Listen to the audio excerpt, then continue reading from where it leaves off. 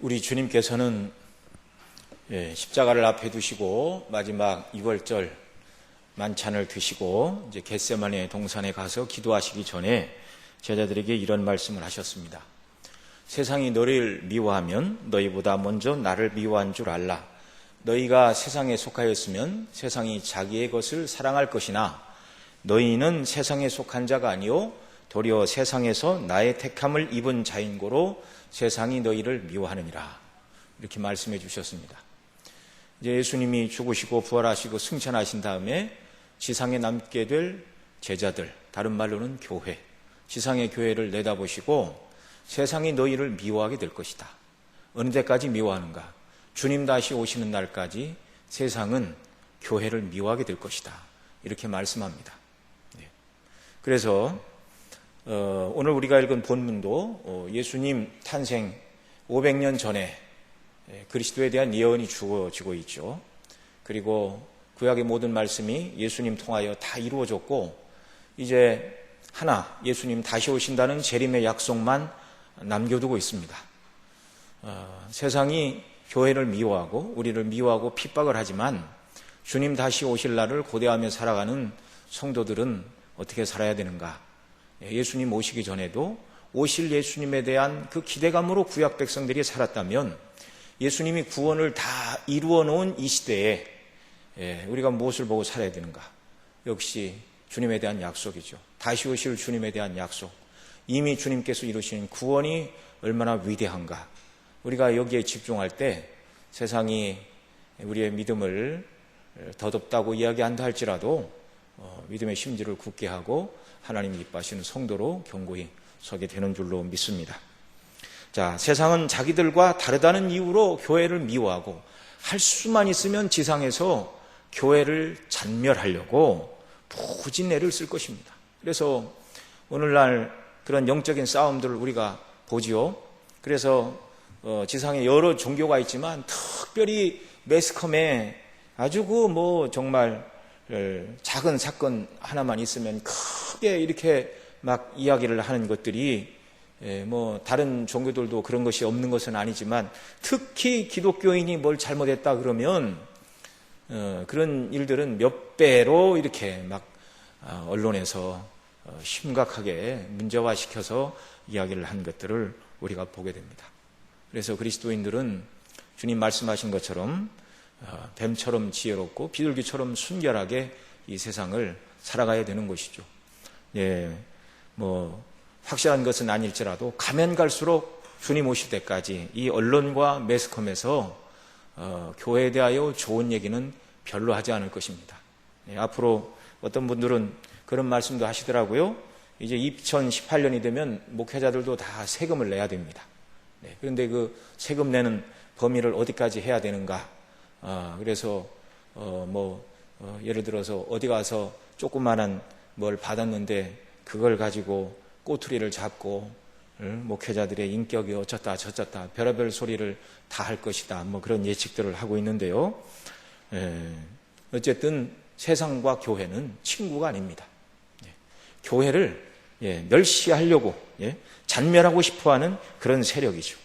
그러나 우리가 읽은 이 말씀들을 보면 주 하나님께서 교회를 보호하심으로 궁극적인 승리는 세상에 있는 것이 아니라 그리스도 안에 있는 교회에 궁극적인 승리가 있다. 이게 성경이 일관되게 진술하고 있는 교훈입니다.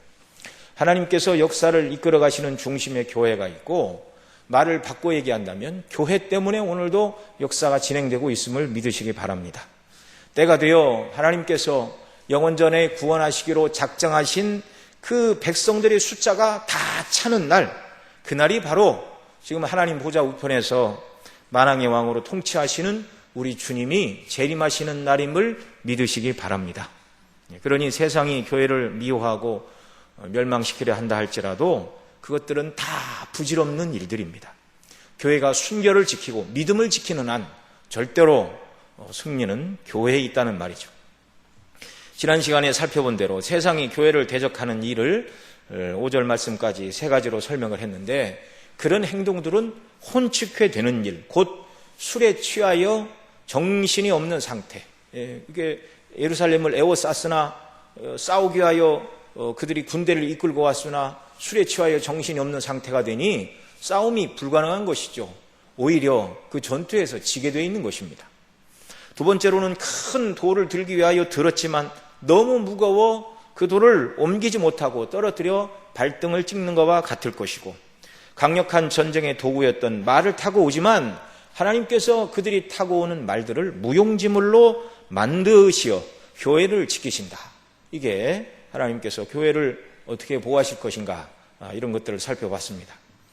자, 이렇게 하나님께서 교회의 원수, 대적들을 멸하시는 것을 5절에 보면 유다 두목들, 교회가 고백하게 되는데, 예루살렘 거민이 그들의 하나님 만군의 여호와로 말미암아 힘을 얻었다, 이렇게 말하게 된다는 것입니다. 많은 어려움이 있지만 우리에게 승리를 주시고 교회를 붙들어 주시는 하나님의 역사가 오늘도 계속되는 것이죠. 8절에서는 그날에 예루살렘 거민을 하나님이 보호하시는데 그 중에 약한 자가 다윗 같고, 강한 용사이죠. 그리스도 안에서 약한 자도 다윗 같고, 다윗의 족속은 하나님 같고 우리 앞에 있는 여호와의 사자 같을 것이라. 그날의 역사의 마지막 날인 주님의 재림의 날, 저와 여러분이 하나님과 같고 여호와의 사자 곧 예수님 같을 것이다, 이렇게 말씀하고 있습니다. 이 말은 저와 여러분이 예수님과 같은 신성을 소유하게 된다는 말은 아니죠. 절대로 그런 일은 없습니다. 요한일서 3장 2절 이하에 보면 이렇게 말합니다.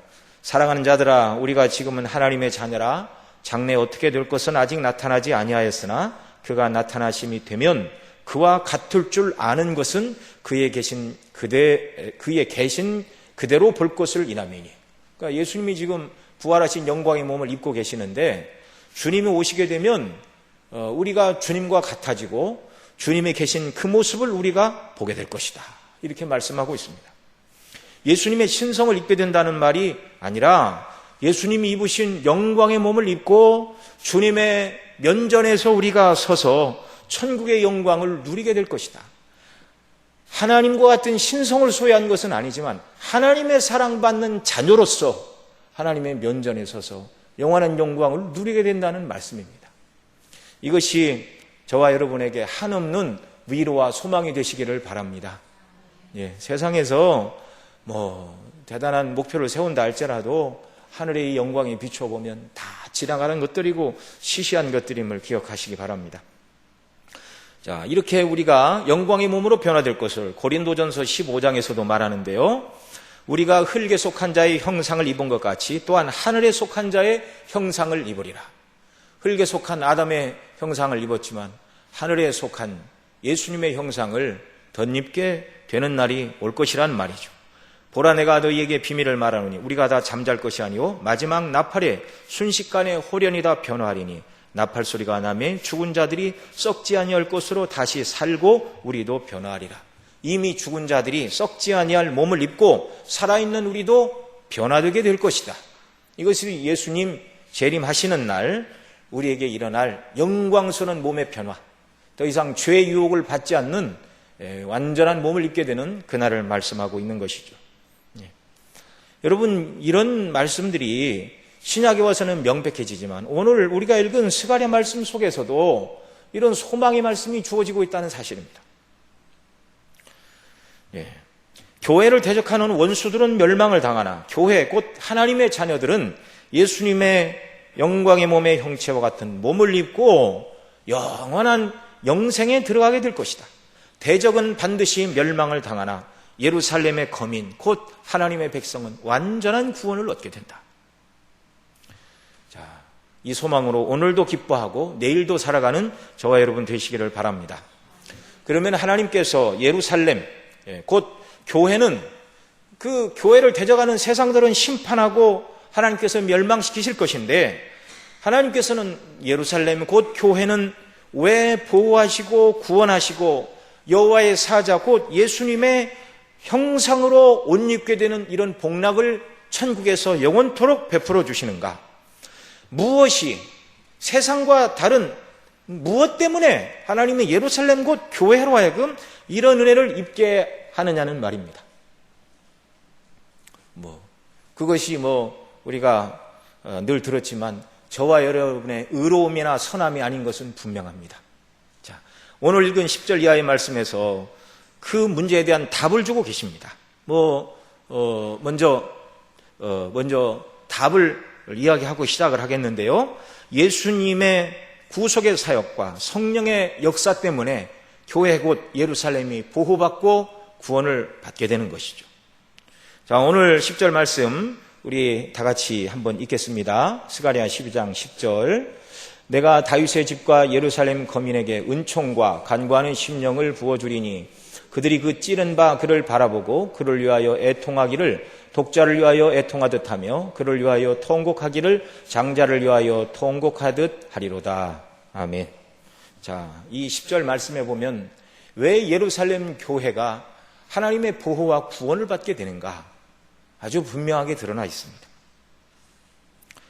하나님께서 은총을 베풀어 주심으로 말미암아 다윗의 집과 예루살렘 거민, 곧 교회를 말하죠. 무엇을 주시는가? 두 가지를 주시는데 궁극적으로는 한 가지입니다. 간구하는 심령을 주시어 애통하게 될 것이다. 간구하는 심령을 주시고 애통하는 은혜를 주실 것이다. 이 사람의 본성에서는요, 간구하는 심령, 애통하는 마음이 사람의 본성, 아담의 후손들에게 성령의 역사가 없이는 본성에서 나올 수 없는 일입니다. 성령의 역사 없이는 애통하는 마음, 간구하는 심령, 이것은요, 사람의 본성과 너무나 거리가 먼 얘기입니다. 성령의 역사 아니고는 불가능한 일이죠. 에스겔 36장에서 새 언약이 그리스도 안에 있는 새 언약이 어떻게 이루어질까를 말씀하시는데 26절 이하에 이렇게 말씀하십니다.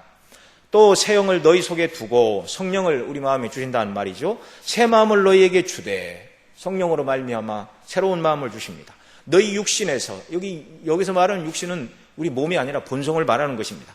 너희 육신에서 굳은 마음을 제거하고 부드러운 마음을 줄 것이며 성령이 우리 마음에 임하실 때 이 굳은 마음, 교만하고 하나님을 대적하고 죄를 좋아하고 이 죄인의 특징인 하나님을 싫어하는 이 굳은 마음을 제거하여 주시고 부드러운 마음, 고기와 같은 마음, 은혜를 사모하고 죄를 통회하는 이 마음을 하나님께서 주시는데 성령님의 역사로 또 내 영을 너희 속에 두어 너희로 내 율례를 행하게 하리니 성령이 오실 때 새 마음을 주시고 정말 굳은 마음 대신 부드러운 마음을 주시어 은혜를 간구하게 하시고 성령의 역사로 하나님의 말씀에 순종하는 사람들이 되게 하신다. 성령께서 구원을 적용하실 때 나타나는 놀라운 역사를 여기 설명해 주고 계십니다. 성령의 역사 없이는 회개는 불가능한 일입니다. 오직 성령께서 간구하는 심령을 주시고 죄를 아파하는 통회의 마음을 주심으로 내가 은총을 베풀어 간구하는 심령을 주고 너희로 하여금 통회케 하리라는 이 약속이 성령님 안에서 이루어진다는 말이죠.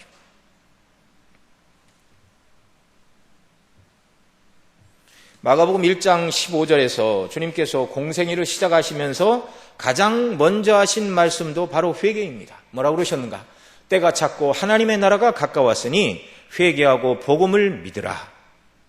하나님의 은혜는 죄를 깨닫고 그 죄를 회개하고 구원의 근거와 대상이 되시는 예수 그리스도의 십자가의 복음을 믿는 것입니다. 오늘 본문에서 성령의 역사로 은총을 주시어 간구하는 심령 곧 통회하는 마음, 회개 운동을 일으켜 주실 것이다. 자, 그래서 어떻게 되는 것인가? 그들이 그 찌른 바 그를 바라보고 그를 위하여 애통하기를 독자를 위하여 애통하듯 하며 그를 위하여 애통하기를 장자를 위하여 애통하듯 하리로다. 이렇게 말합니다. 그 찌른 바 그를 볼 것이다. 여기 이 말씀이 이제 요한복음 19장에서 요한 사도가 인용을 하고 있는데요. 요한복음 19장에 보면 십자가에서 예수님이 죽으신 이후의 모습을 설명하면서 이렇게 말합니다. 이날은 주밀이라 유대인들은 안식일이 큰 날이므로 그 안식일의 시체를 십자가에 걸어두지 아니하려 하여 빌라도에게 그들의 다리를 꺾어 아직 죽지 않았으면 다리를 꺾어 죽여서 치워달라 이렇게 요청을 했습니다. 군인들이 가서 예수와 함께 못 박힌 첫 번째 사람과 또 그 다른 사람의 다리를 꺾고 그들은 이제 죽지 않았기 때문에 다리를 꺾은 것이죠. 예수께 이르러서는 이미 죽은 것을 보고 다리를 꺾지 아니하고 그 중 한 군인이 창으로 옆구리를 찌르니 곧 피와 물이 나오더라. 예수님이 정말 운명하시는가를 확인하기 위하여 옆구리를 찌른 것이죠. 이게 살아있으면 반응이 오니까요. 이를 본 자가 증언하였으니 그 증언이 참이라. 그가 자기의 말하는 것이 참인 줄 알고 너희로 믿게 하려 함이라. 이 일이 일어난 것은 그 뼈가 하나도 꺾이지 아니하리라 한 성경을 응하게 하려 함이라. 이게 36절이고 그 다음 37절에 이렇게 말합니다. 또 다른 성경에 그들이 그 찌른 자를 보리라 하였느니라. 요한복음 19장 37절에서 오늘 우리가 읽은 스가랴 12장 10절을 인용하고 있습니다. 성령의 감동을 받은 요한 사도, 여러분 아무나 구약의 말씀을 갖다가 신약에다 이렇게 적용해서는 안 되는 겁니다. 예. 영감받은 사도들, 성령의 감동으로, 그러니까 성령께서 하시는 일이죠. 구약에 쓰여 있는 내용 중에 이것이 그리스도에 관한 일이었다는 것을 성령께서 깨닫게 하실 때 사도들이 영감을 받아 이것을 성경에 기록을 하고 있는 것이죠. 그래서 스가랴 12장 10절 우리가 읽은 대로 그들이 그 찌른 바 그를 바라보고 애통하기를 독자를 위하여 애통하듯 하며 그를 위하여 통곡하기를 장자를 위하여 통곡하듯 하리라 라는 이 말씀을 요한 사도는 예수님의 십자가에 적용시키고 있다는 말입니다. 그리스도의 고난에 관한 말씀이라는 것이죠.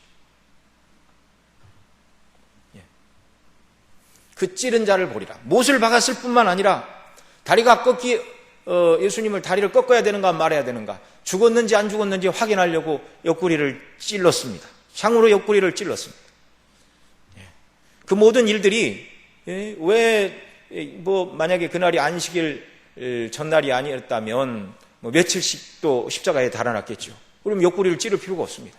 그런데 다른 성경에 그들이 그 찌른 자를 보리라 하였느니라는 이 말씀이 이루어져야 하겠기에 안식일이 다 돼가니 다리를 꺾어서라도 시체를 치워달라.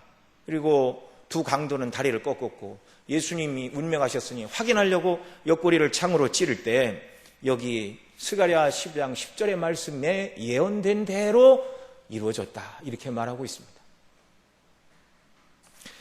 스가랴 시대의 백성들은 이 말씀이 무슨 뜻인지 정확히 알 수가 없었습니다.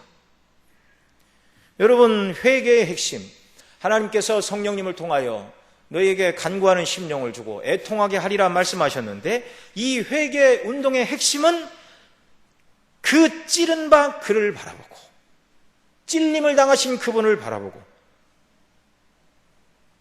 해석을 하면 십자가에 못 박혀 피 흘리고 죽어가신 그분을 바라보고 애통하는 것이 회개운동이라는 말입니다. 예수님을 십자가에 매달은 대제사장, 서기관, 백성의 장로들, 바리새인들은 예수님을 고발을 하고 빌라도의 사형 판결을 받아 십자가에 못 박았을 때 쾌재를 불렀고 예수님이 운명하시고 무덤에 장사됐을 때 정말 콧노래를 불렀을 것입니다. 아, 원수 같은 예수를 우리가 죽여 없앴다. 자신들이 무슨 짓을 했는지 그 당시는 알 수가 없었습니다. 네. 막 아이들끼리 이렇게 서로 화가 나서 막 이렇게 뒤엉켜 싸우다가 잘못해가지고 이렇게 사고가 나서 크게 다치는 일이 있죠. 막 화가 나가지고 막 주먹질을 하고 다투다가 그냥 분에 못 이겨서 그때는 무슨 일이 됐는지 모르지만 어떤 아이 하나가 크게 다쳐갖고 병원에 입원하고 부모가 와서 그 아이를 안고서 막 울고 불고 막 이렇게 되면 그때서야 정신이 번뜩 나죠. 아, 내가 무슨 짓을 했는가 지금. 순간적인 감정을 찾지 못해서 이렇게 싸우다가 친구를 다치게 한 것이 그때쯤 가면 얼마나 심각한 얘기고, 또 치료비가 많이 나와서 자기 부모가 병원비를 다 물어줘야 된다는 입장이 오게 되면 다시는 내가 싸움을 안 할 것이다, 이런 결심을 하겠죠. 이거보다 더 심각한 일이 예수님의 십자가에서 일어났습니다. 당시 유대 지도자들은 자기들이 무슨 짓을 했는지 알지 못하는 일을 했어요.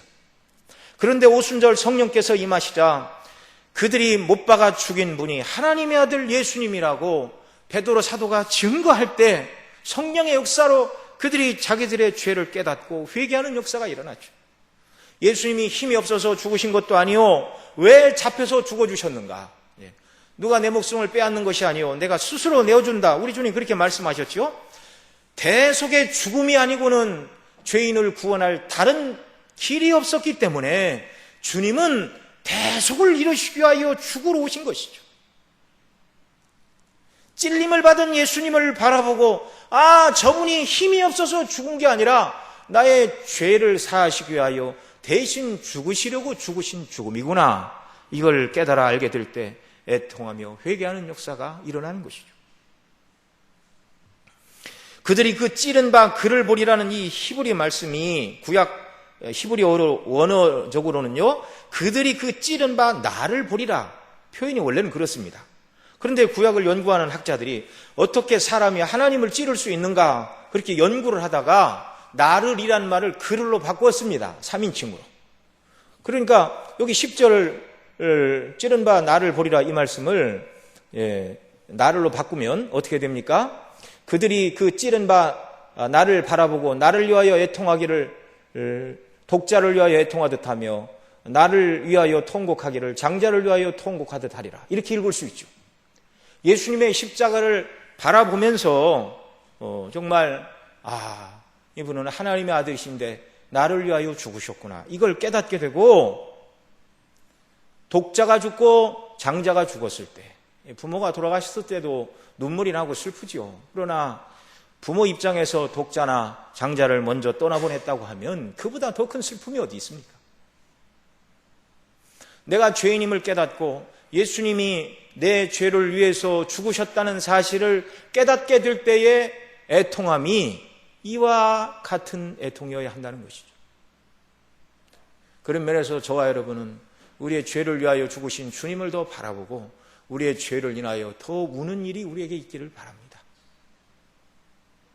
세상에 속한 것을 많이 가지지 못했다고 불평하며 원망하며 울 일이 아니라 우리의 죄의 문제를 해결하시기 위하여 하나님의 아들이 오셨고 그분이 나를 위해 죽으셨다는 사실이 우리에게 한없는 위로가 되고 우리의 애통의 근거가 되고 늘 주님 안에 거하는 이런 일이 우리에게 있기를 바랍니다. 그분이 왜 십자가에 달리셔야 됐는가? 무지하신 그분이 왜 죽으셔야 됐는가? 고린도후서 5장 21절에 사도 바울이 이렇게 말합니다. 하나님이 죄를 알지도 못하신 자로 우리를 대신하여 죄를 삼으신 것은 우리로 하여금 저희 안에서 하나님의 의가 되게 하려 하심이라. 죄가 전혀 없으신 그분이 우리 대신 죄를 지고 죽으심으로 말미암아 하나님께서 예배하신 그 의로 우리를 의롭다 하시고 우리를 의롭다 하시는 하나님 자신도 의로워지시기 위하여 죄 없으신 예수님이 저와 여러분을 대신하여 죽으셨다. 이렇게 말씀하고 있습니다.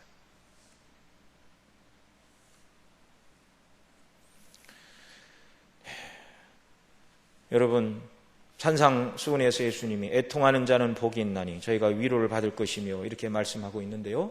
우리가 잘 알고 있죠? 거기서 말하는 애통은 무슨 애통이라고요? 죄에 대한 애통. 죄에 대한 애통. 예수님의 십자가의 죽으심이 나의 죄를 대속하기 위한 대속의 제물임을 믿는 사람은 복 있는 사람입니다. 이건 사람의 본성으로 안 되는 일이죠.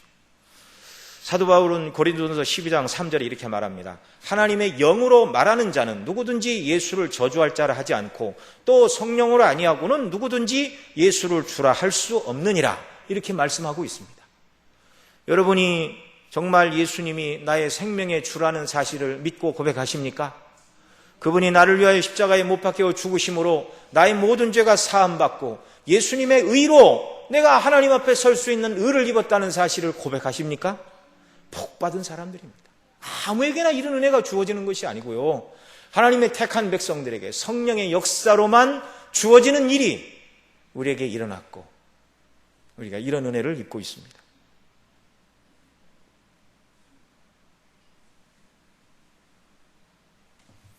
성령의 부어지심 없이 회개는 불가능한 일이죠. 성령이 나에게 오셔서 예수님이 찔림 당하신 것이 나의 죄의 해결책의 유일한 근거이기 때문에 주님이 십자가에 달리셨다는 사실을 알게 하실 때 정말 우리가 통회하며 회개하는 것이죠.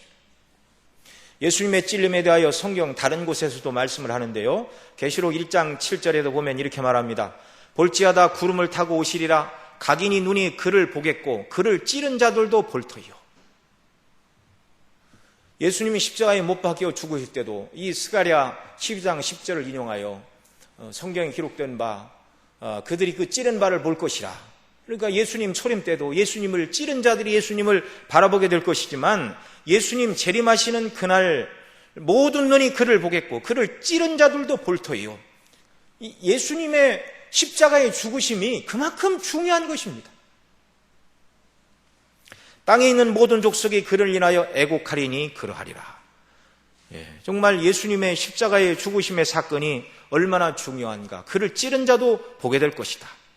바로 이 죄 때문에, 우리의 죄 때문에 찔림을 받으신 그 예수님을 믿고 어떻게 반응하냐에 따라서 예수님 다시 오시는 날이 정말 구원받은 사람들에게는요, 오매 불망 간절히 기다려오던 구원이 완성되는 날인 반면 믿지 않는 자들에게는 가장 큰 심판과 고통의 날이 될 것이니 그를 찌른 자들도 볼터이요 땅에 있는 모든 족속이 회개하지 않는 그들 모두가 그를 인하여 애곡하게 될 것입니다. 주님 다시 오는 날 저와 여러분은 기뻐하며 찬송하게 될 것입니다. 이것이 참된 기쁨이요 위로임을 믿으시기 바랍니다. 정말 믿지 않는 자들에게 그날은 가장 큰 심판과 고통의 날이 될 것이지만 그날은 우리에게는 참으로 복된 날입니다. 그 모든 것이 말씀드린 대로 얼마나 우리가 의롭게 살았느냐, 얼마나 기념될 만한 좋은 일들을 많이 했느냐가 아니라 예수님의 죽으심이 바로 내 죄를 해결하기 위한 하나님의 유일한 구원의 길이기 때문에 사랑의 주님이 나를 위하여 기꺼이 십자가를 지고 죽으셨다는 사실을 믿고 통회하며 정말 한편으로 감사하고 한편으로 죄송스럽고 정말 나같이 무가치한 자를 위하여 하나님의 아들이 죽었다는 것이 너무나 황송함에도 불구하고 그러나 그 일이 일어나지 않았으면 우리는 아무런 소망이 없지 않습니까? 염치가 없지만 한편으로 감사하고 한편으로 정말 무가치하는 자를 위하여 어찌 그와 같은 값진 보혈의 피를 흘리셨는가? 애통해하는 마음과 감사하는 마음 이것이 함께 있는 것이죠. 우리에게. 시편 22편 16절에도 예수님의 십자가의 달리심을 예언하고 있는데 개들이 나를 에워쌌으며 악한 무리가 나를 둘러 내 수족을 찔렀나이다 이렇게 말하고 있습니다. 수족, 손과 발을 찔렀다. 예수님은 손과 발에 못이 박혀 운명하셨죠. 어떻게 죽으실 것인가를 성경이 다 말하고 있는 것이죠. 오늘 읽은 우리 10절에 그들이 그 찌른 바 그를 바라보고 원어적으로는 그들이 찌른 바 나를 바라보고라고 말씀을 드렸는데 이 바라보다라는 말은 민수기 21장에서 불뱀에 물린 자들에게 하나님께서 모세에게 놋뱀을 만들어 장대에 높이 달라 그리고 불뱀에 물린 자마다 놋뱀을 바라보라 할 때 쓰던 그 단어입니다. 요한복음 3장에서는 모세가 광야에서 뱀을 든 것 같이 인자가 들려야 하리니 말씀하시면서 광야에서 불뱀에 물린 자마다 놋뱀을 바라볼 때 살았듯이 죄인이 십자가에 못 박히신 예수님을 바라볼 때 그분을 바라보고 애통하며 회개할 때 구원을 얻게 될 것이다. 구원은 그리스도의 십자가의 고난으로 이루어집니다. 이 사실을 성령께서 깨닫게 하실 때 십자가를 바라보고 회개하는 자들이 바로 천국 백성이 되는 것이죠. 10절 하반절에 예수님의 찔림이 나를 위한 것임을 믿는 자들의 애통이 얼마나 클지 앞서도 말씀을 드렸는데요. 독자를 위하여 애통함 같이 이 독자가 죽었습니다. 그래서 애통하는 것이죠. 죽은 독자를 위하여 애통함 같이 죽은 장자를 위하여 애통함 같이 할 것이다. 사람이 느낄 수 있는 가장 큰 슬픔을 지금 여기서 표현하고 있습니다. 여러분 개인의 죽음보다 국가적으로 생각하면 나라가 망하는 게 훨씬 더 큰 슬픔일 수 있겠죠. 그런데 나라가 망하는 일에 대해서는 우리 모두가 당하는 일이니 무덤덤한 사람도 있을 수 있습니다. 그런데 개인적으로 독자가 죽고 장자가 죽는 슬픔을 당했는데 애통하지 않을 부모가 어디에 있습니까? 저와 여러분의 심령 속에 예수님의 십자가를 생각할 때마다 아무런 착한 일도 구원받을 만한 자격도 없는 죄인을 위하여 대신 죽으신 그리스도를 바라보고 나의 죄 때문에 예수님이 죽으셨다는 애통이 우리에게 있기를 바랍니다. 11절에는 예수님의 십자가를 바라보며 애통하는 일이 클 것을 또 이렇게 말하는데요. 11절 말씀 또 우리 같이 읽습니다. 그날에 예루살렘에 큰 애통이 있으리니 무기또 골짜기 하드드림몬에 있던 애통과 같을 것이다. 여기 무기또 골짜기 하다드림몬이라는 표현이 나오는데요. 이 무기또 골짜기 하다드림몬은 역대하 35장에 보면 유다의 종교개혁을 일으켰던 마지막 선한 왕 요시야가 애굽의 바로 느고를 맞아서 싸우려 나갔다가 전사한 것이 바로 이 무기또 골짜기였습니다. 백성을 진정으로 사랑하고 바른 통치를 편 의로운 왕이 죽었을 때 큰 애통이 있었죠. 우리 주님이 우리의 왕이십니다.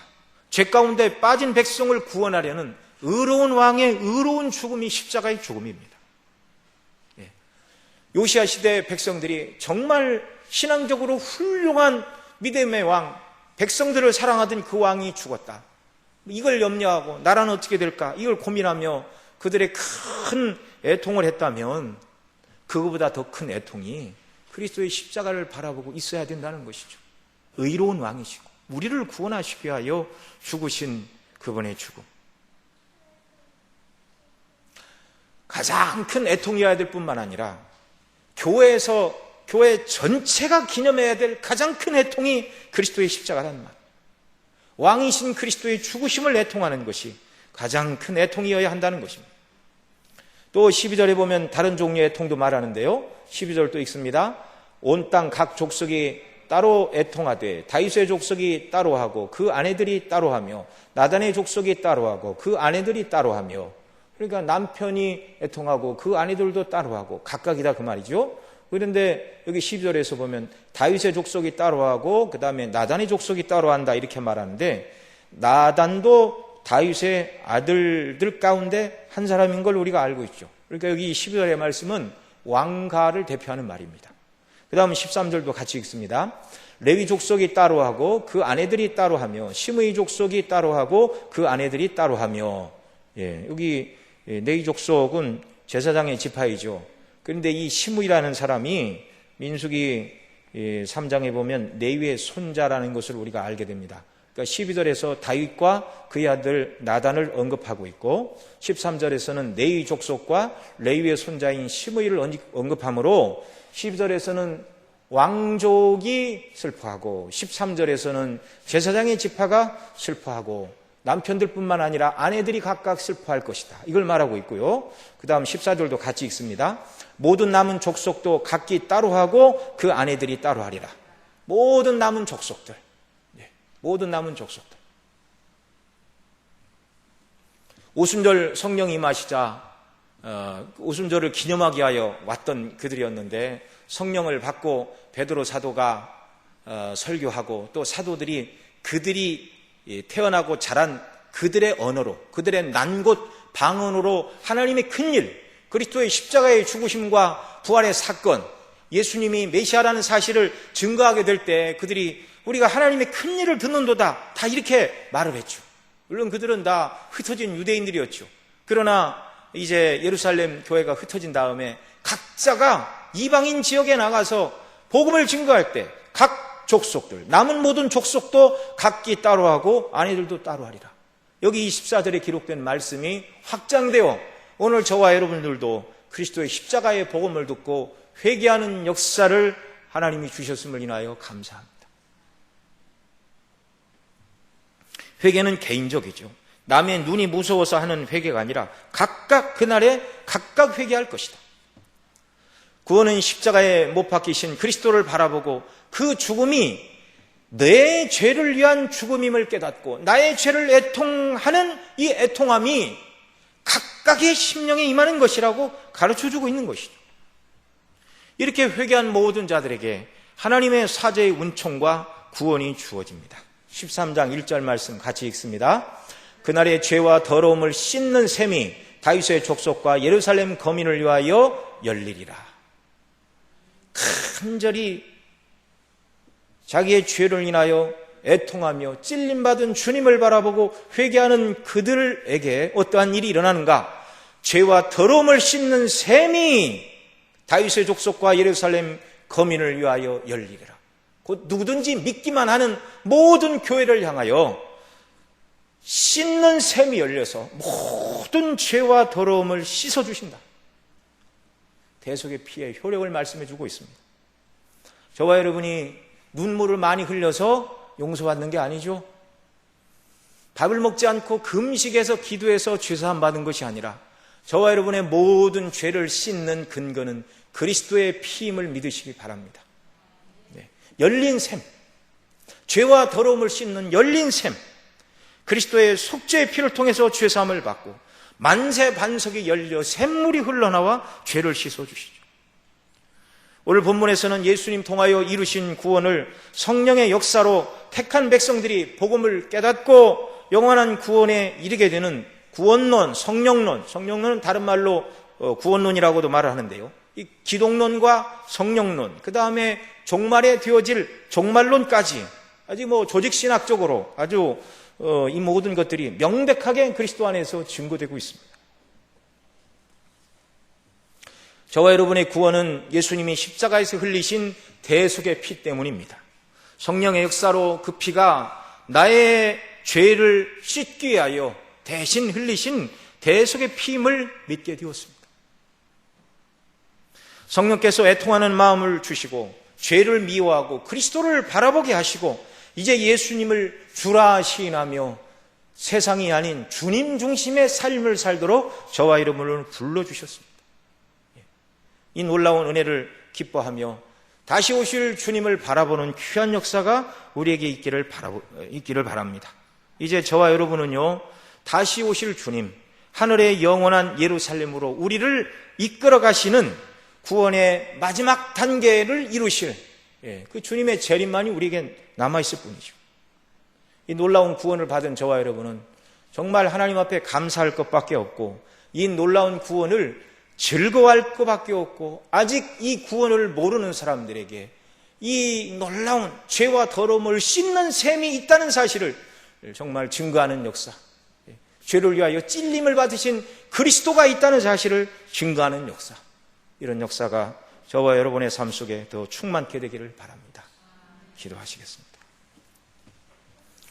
하나님 아버지, 성령님으로 우리의 심령에 더욱더 죄를 미워하고 애통하는 마음을 더하여 주셔서 우리의 구원을 위하여 십자가에 피 흘려 죽으신 그리스도의 놀라운 사랑을 더 깊이 깨달아 알게 하시고 정말 하나님께서는 죄를 미워하시기에 그 죄를 씻으시기 위하여 아들까지 내어주셨는데 구원받은 저희들이 죄를 미워하며 의를 사랑하고 하나님의 뜻대로 행하는 삶으로 믿음 안에 견고히 서도록 인도하여 주시고 그래서 우리의 소망은 이 땅이 아니요 주님 다시 오실 그날 영원한 천국에서 영광의 몸을 덧입고 주님의 면전에 서서 찬송 부르며 영광을 돌릴 그 구원의 날을 바라보고 믿음으로 이 땅을 살아가며 주의 복음을 나타내며 증거하는 저희들 다 되게 하여 주옵소서. 우리 구주 예수님의 이름으로 기도드리옵나이다.